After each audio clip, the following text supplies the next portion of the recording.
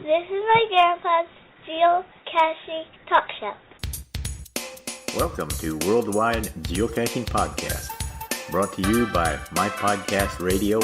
I'm your host, Hikerjames52 and Crazycritter66 from the studio in Naples, Golden Gate, Florida.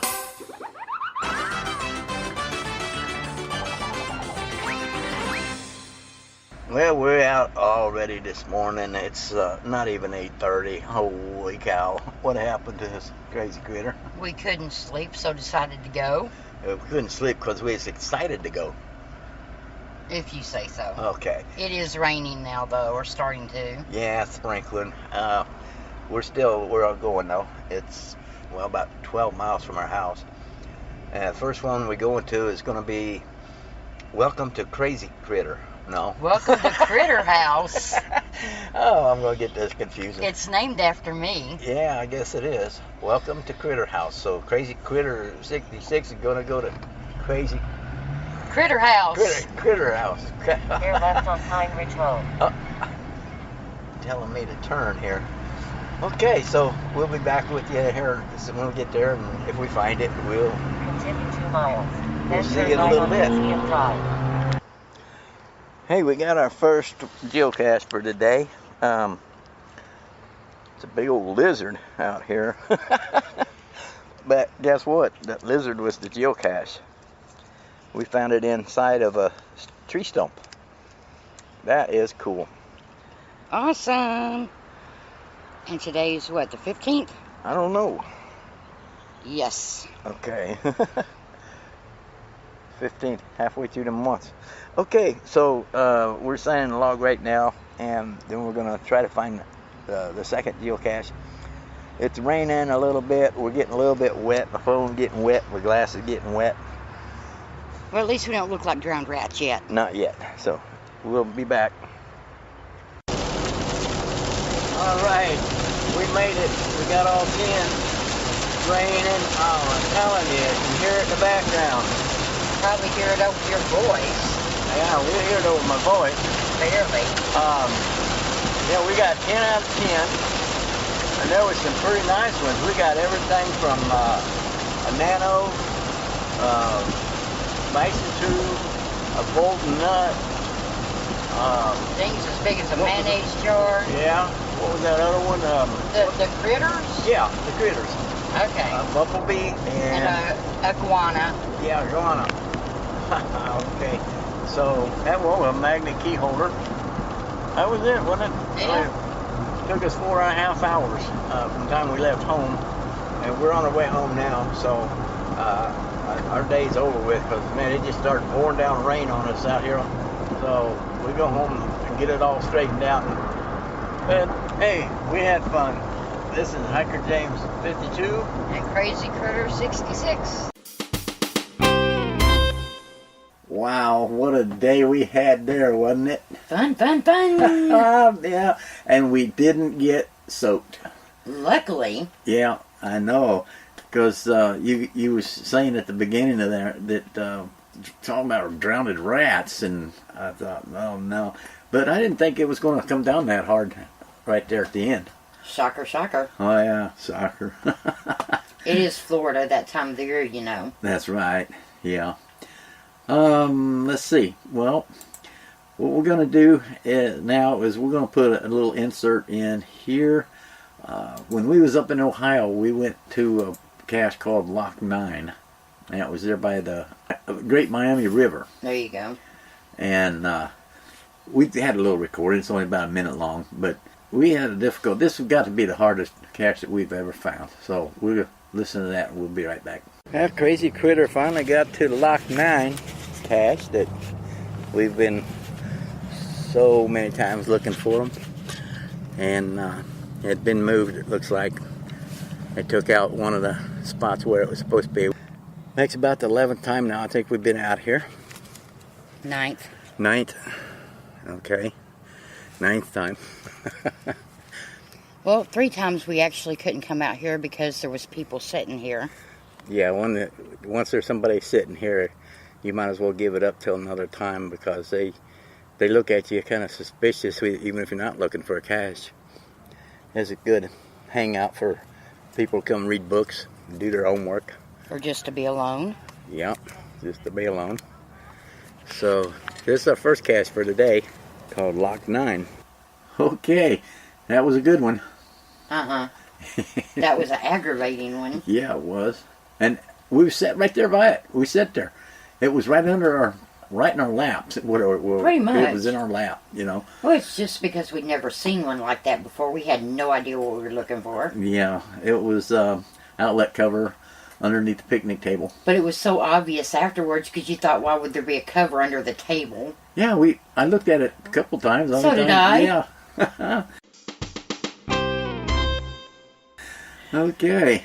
Like I say, you know, you get some of these caches that are just, they're there, and as many times we went back and looked for it, of course the GPS told us off way out there, you know, different places about every time we went. Yeah, it did. But it still kept us within 15 feet. Yeah. Yeah. It did a good job. We'll be back after this commercial. NE Geocaching Supplies is one of the largest EU suppliers of geocaching and Munsey products. We specialise in retailing geocaching items and Munsey products to the UK and international geocaching and Munsey markets. We stock a full range of geocaching products from geofossils to globetrotter tags and travel twins to exclusive and hard to find geocoins. We also stock a large selection of ready to place caches and an extensive selection of Munsey products. Find us at www.negeocachingsupplies.co.uk. Alright, check them out. Northeast Geocaching Supplies for all your geocaching and Munsey needs. Okay, this little insert that I'm putting in here now, I don't know where I got it at. I've had it for a couple of years maybe, but a fellow recorded, and this came off of a video, but I mean, if you can just imagine what he's talking about, he's telling about him and his boy going geocaching, and this is what all they pack up to take with them on a geocaching trip. Well, there's a lot of stuff he's got, you know, packed up in that backpack and stuff, but it's all good stuff, you know, you really should take with you. So we're going to listen to that, and we'll be back at the end of this one. Hey geocachers, I saw the post today about who carries what, and I put a lot of thought into that when I first started, and I'm sure a lot of people put a lot of thought into it now, what they take out with them and what they don't. So my son, who's 5, he usually goes out with me, and we've amassed quite a bit of junk that we carry around with us at times. So I just thought that I would run through some of the things that I found that work and the things that we usually try to take with us when we go out. So here you go. I thought I'd start with some of the stuff that probably everybody takes with them when they go out. This is the basic things that we almost always have with us. I've got my Garmin GPS, which is the 62 with the camera in it. I use this and my phone quite a bit. I've got a Samsung Galaxy S3, so I like to have the GPS with me because sometimes I get into places where the phone doesn't get reception and I haven't thought to download the maps beforehand, so I can just plug in the coordinates on this and we're good to go. Incidentally, I found that the handheld and the phone, you know, it's about 50-50 which one's more accurate, but I can say I'm not worried about dumping this into a lake or it rolling down some rocks or whatever, so it's nice to have this, you know, when you're out somewhere that's not a park and grab. So I especially take this with me a lot when I'm not out with my boy, and I might go out and try to do something a little bit more adventurous than I would if I had him with me. My son's got this small GPS. You may still be able to find these around some places. The GeoMate Junior. You turn it on and it will just take you, it gives you a list of like the 5 or 10 closest GPS or geocaches, and you know, gives you some basic stuff. He likes to fool around with it a little bit and carry it around, so we usually take that with us too. Got my trusty Write in the Rain pin here, which these things are awesome. It always writes, and even if the log is wet or whatever, you can sign this, and it's been fairly indestructible. It's made out of metal, and I think that thing is great. I try to take it with me whenever I go out. Of course, we've got the trusty Sharpie also. This one has the fine end as well as the fatter end, just in case you want to write something down somewhere or whatever. It's nice to have something besides the ink pen to do that with. got this little Gerber here. You know, it's not as super duper as my bigger Gerber. It's still pretty new, so it's a little tricky to open. But it's got your tweezers covered there, some wire cutters, it's got a pocket knife in it, some screwdriver heads, it's got a clip on it. It's also got a little beaner on it, so you can hook it onto something if you want, which is kind of nice. I love these flashlights. This PX25 flashlight, man, these things are nuclear bright. It's got the button on the end, and I don't know that it's got more than one. I think it's only got one mode. I don't think it does a strobe. It may. I don't ever use it for that. But I can tell you, this thing is bright. So if you want some daylight light, this thing. I take two of them. This one, this end is actually off of, it's an attachment for a mag light, but it lights up red. Just for those times where you want to be out looking around, but you don't want to draw a bunch of attention to yourself by having some nuclear bright light with you. Of course, you can also take this end off, and it's just like this one. So it's a backup flashlight as well as being the red one. I also keep this in my camera bag for when I'm out shooting at night. I do a lot of photography, and it's great for that as well. Hand sanitizer, because, you know, I don't like my hands being dirty after I get back in the car. Sometimes you can get kind of grimy, or sometimes you touch some stuff that is gross. Insect repellents. Admittedly, we don't use this a lot, but, you know, sometimes we got folks with us that want some, or sometimes the gnats or the mosquitoes are just so bad that it's nice to have it, so keep some of this around. It's the EcoSmart organic kind, which I think everyone should get. Then this bad boy here, we use this a lot. It gets a lot of, it's a multi-tool kind of. Of course, it's supposed to just be your telescopic mirror, but I also sometimes will wedge it into some place and use it to pull stuff to me or maneuver things around with it. It's good for that. It's also got here on the end an LED, so it lights up. It's not a real strong light, but it helps sometimes. I used it the other day fishing around in a tree trunk for something, so it was good for that. I actually wound up finding a toad that I probably would have grabbed with my hand. It was a gigantic fat toad. Would have probably wound up grabbing that had I not looked in there with this first. And it's pretty small, so you know, I usually just cram that in my pocket, take it with us. Then I've got a really small first aid kit. This one I think is, yeah, it's from CSX Railroad. That's where the case is from anyway. I've pretty much replaced everything inside of it.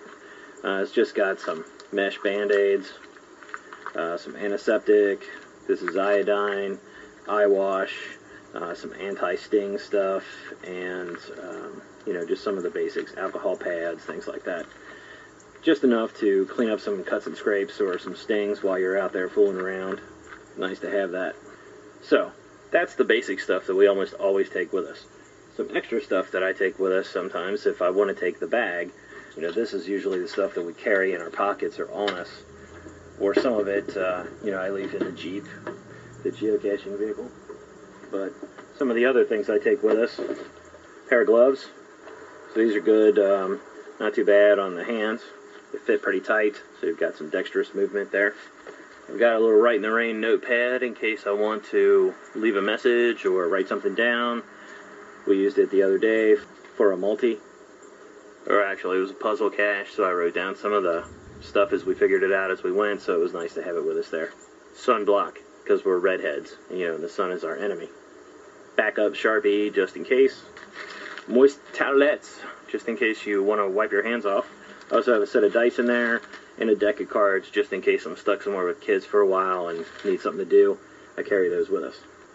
So that's pretty much it for the tools. Other things that I take with us. This is a small bag of cache maintenance and tiny swag that, you know, might fit in a small container. So just some backup plastic bags, because you never know when you're going to need those. In here I've got some backup logs and some micro containers, so various size logs, and some little mini swag, little magnetic things, you know, just to leave in the caches. This is a cool little container, but it looks like concrete. It's a little cosmetic case with a magnet on the bottom, you know, with a little log in there, and I've got a little bit of swag in the bottom there. Not sure where I'm going to plant that, but it'll go somewhere. This is a larger version of the same thing, just a little backup container. I had a bigger one that was probably maybe that size until yesterday. We were out and I found a broken container somewhere with a missing log, and I just replaced it and we went on our way. So it's nice to have those things with you, so instead of getting the maintenance log, you can actually just go ahead and fix it up and leave it for the next person and move on and get a smiley. This is the swag box. This is where I keep all the swag that I'm gonna do something with eventually. I try to figure out where we're gonna go on the caches before we go out, so I usually just take whatever is appropriate. This actually belongs to my little maintenance thing, but these are labels for geocaches. Another, just an empty Altoids container. It's got a little Altoid still in it. Bam, ready to go. This is gonna be a travel bug I'm gonna place in a cache I'm planning now. A little game, figurines, got some Disney pins. I know a lot of people like those. Try to leave stuff like this in the caches for the kids to find. A little Angry Birds guy, some SpongeBob. So sometimes the Happy Meal toys, nobody really, I don't know. My son doesn't mind opening up them, so they're easy swag to keep a hold of. This is actually more stuff to make more magnets and stuff out of, so Spider-Man top. Anyway, you get the idea. Some bracelets that my daughter makes, things like that. That's usually what I keep in here. The other stuff that I almost always have with us, the clean canteen water bottle. Can't go wrong with those. Those are nice. And then I've got the Geo bag. Actually, I use this bag for lots of stuff. It's a 511 tactical bag. They're awesome bags. You can look up the reviews. I won't go through all the features of it, but it's nice. It's, I got a backup pin on here. We've got our little team patch. I can hang my jacket off the bottom. I've got some beaners in here to hang stuff on. Cigar punch, for just in case.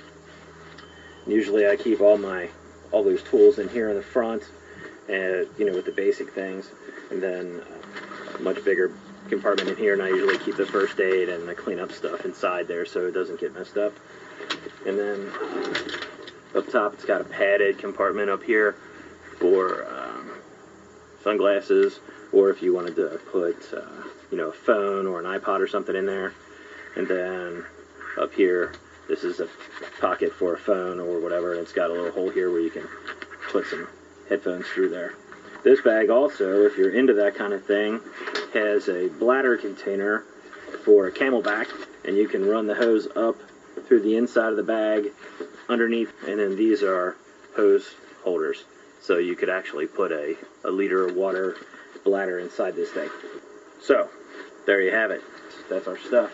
The only other things that I sometimes take with me, I also use that bag as a camera bag occasionally when I'm just going to go out and do some quick shooting. A lot of times if I'm going out to geocache alone, especially, I'll take my camera with me and I'll try to find a cache in a location where I want to go and do some shooting and kill two birds with one stone. So, this little bag here with the drawstrings on it is just big enough on the inside to hold two lenses and my camera and maybe a little bit of stuff on top. So, and it's padded, of course, and it fits right inside the Geo bag, just barely, right into this main compartment, so that I can button all that up and take my camera with me and still have room for the Geo junk. So it works out kind of nice. Anyway, I hope that was helpful for somebody. Oh yeah, one more thing I usually take with me, because I don't have any hair. I always take a hat with me, because you never know, you're going to be out in the sun. So my son usually takes one, so do I. Anyway, I hope that was helpful for somebody, and gives you an idea what we take out with us. So, have a good one, and cash on. Okay, that's quite a few things there to take with you. I hope he was a big enough guy to carry all that. Well, you never know what you might need. Just take it all. Yeah, well, this is like the gloves, and the bug spray and stuff like that you wouldn't think of. Rope. You Yeah. never think about rope. Yeah, never think about where we thought about rope after it was too late. Yeah. I'll never forget that. Went down a hill to find a geocache that was in a Tree trunk, pretty much. spot, a rotten spot in the tree, and you could almost. I just knew it was there, and I said, "I'm going down and get it." Well, I slid all the way down the hill. Then trying to come back up, you slid some more. You couldn't even get back up. And no rope in sight. No rope. Well, I got a big old tree limb down there. It was probably about, 15 foot long. Big old tree limb. And I scooted it up to you as far as I could push it up. And I almost couldn't grab it. And then once you got a hold of it, you hung on to it. I think, was you sitting down or something? I was stooping down with my other hand on a tree hanging under it. Okay, so the tree helped too. Yep. And so that gave me some leverage to where I could get up the hill and use the tree as a handle, I guess you'd call it. But what did we do after that? We went and bought a rope. Sure did. Yeah, and we carried it with us everywhere we went. Hey, let's don't forget about the challenge is still going on until the 31st of this month. And that is, you could win if you can send us proof of 3 geocaches from a church, chapel, or cemetery. And we'll take all the emails, send it to mypodcastradio2018@gmail.com, and get them in there, because you can't win if you don't play the game. And times are running out. Yeah, it is. We've only got. Oh, by the way, we went geocaching Wednesday because we thought we'd get rained out Saturday, and Of course, it didn't rain Saturday. it didn't rain Saturday at all. And so anyway, we have 1 week and 4 days left on this challenge. Oh, yes. And at midnight on the 31st, we are going to change over to a new challenge for the next month, for June. All right, well, we're about out of time, so we're going to have to go. To find out more about geocaching, go to geocaching.com, and from there you will find all the questions and answers for what geocaching is all about. Then you can sign up as a free member or as a premium member and get started as a new geocacher and enjoy the worldwide treasure hunting game wherever you are. That's www.geocaching.com. All right, yeah, just look it up at geocaching.com/guide and take you to all the questions and answers you need to know about geocaching, what it's about, and how to play the game. And so, until next week, Cash on.